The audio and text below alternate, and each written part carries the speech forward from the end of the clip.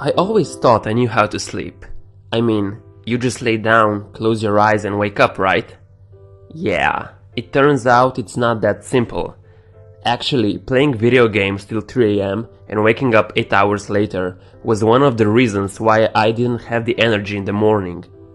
I mean, I was sleeping for 8 hours, so I should be good, right? No, sleep doesn't work that way. It's not about quantity, it's about quality. In this video, I'll be giving you 7 tips on how you can upgrade the quality of it.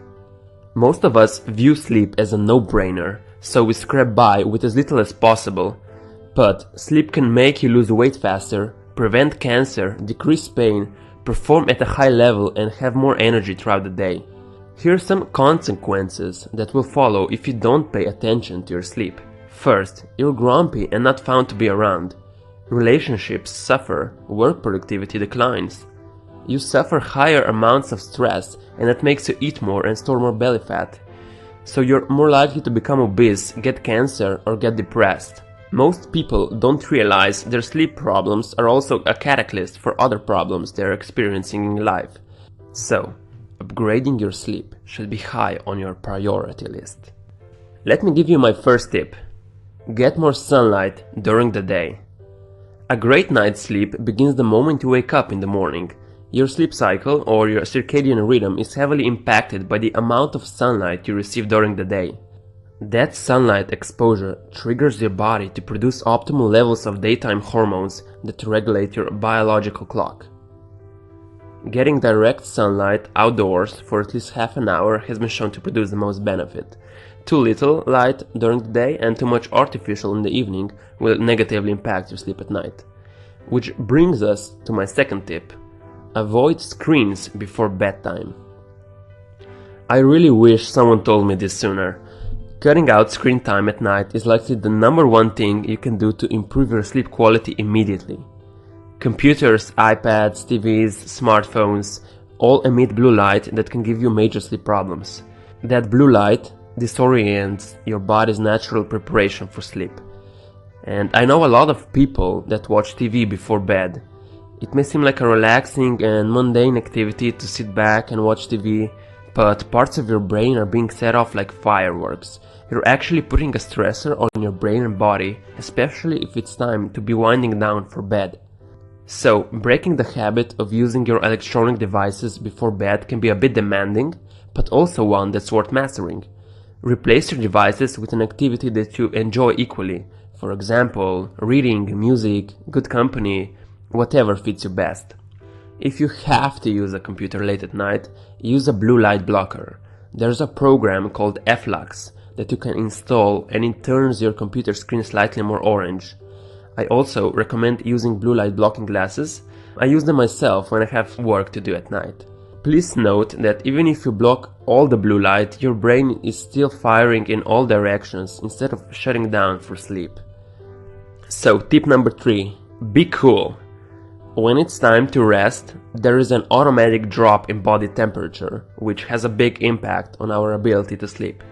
So, optimal room temperature is 60 to 68 degrees Fahrenheit or 16 to 20 Celsius. Anything above or below will likely cause sleep problems. So, here's a cool trick. Take a warm bath 1.5 to 2 hours before going to bed. This may sound counterintuitive, but while your core temperature will increase from the bath, it will fall accordingly and level out a little cooler. Even though the room temperature will ideally be cooler to induce great sleep, this can trigger sleeplessness in some people. The solution? Wear a pair of warm socks to bed. So test out and find out what works best for you. Tip number 4. Go to bed at the right time. Most human beings get the most beneficial hormonal secretions and recovery by sleeping during hours of 10 p.m. to 2 a.m. Shawn Stevenson calls that money time. You get the most rejuvenating effects during this period. If your body is chronically deprived of the regenerative sleep between those times, then you may still be fatigued when you wake up in the morning. A study published in the International Journal of Cancer found that women who worked the overnight shift had 30% higher incidence of breast cancer, so make sure you go to the bed at the right time.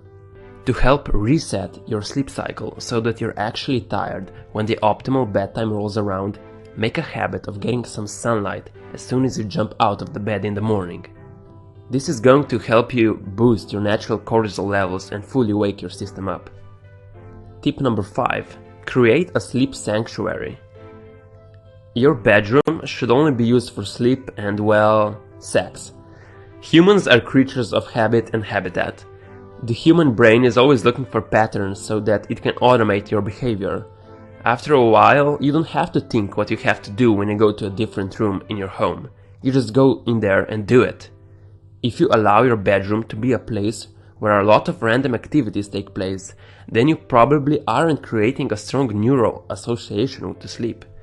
When you step into your bedroom, parts of your brain might light up expecting to watch television, do work on your laptop, or scroll through social media.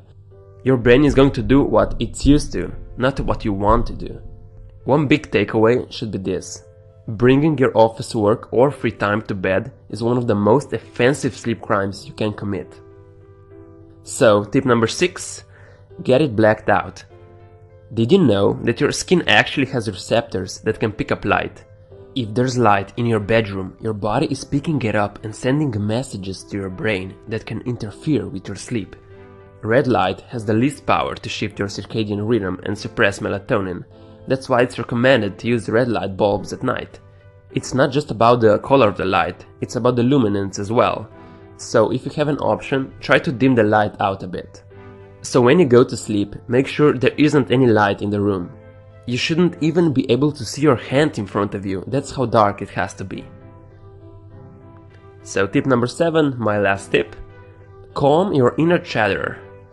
There's a great quote that says, "My bed is a magical place where I suddenly remember everything I was supposed to do." People hop into bed and then proceed to think about the when, where, who, why, what, and how of their life, while they were supposed to be sleeping. Sounds familiar? This is called the inner chatter, and it's a result of stress and untamed busyness of the day. It's important to have a practice to help you buffer that stress. That practice is called meditation. The American Academy of Sleep Medicine published research showing that meditation is an effective treatment to insomnia. The studies show that over a 2-month period, total sleep time, sleep efficiency, sleep quality, and even depression improved in patients who used meditation.